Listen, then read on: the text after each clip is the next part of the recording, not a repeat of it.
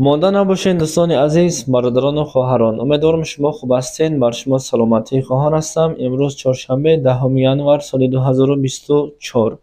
$100 برابر به 1095 سومانی و همچنین 100 یورو برابر به 1197 سومانی.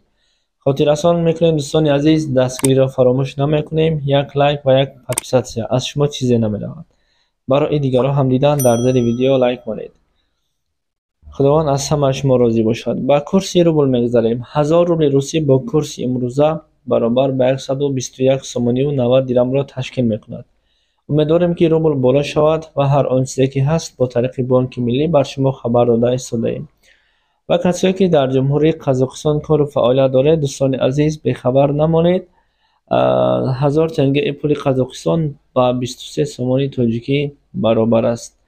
و کسایی که در جمهوری ترکیه کار و فعالیت دارید خداوند شما را در پناهش نگه می‌دارد.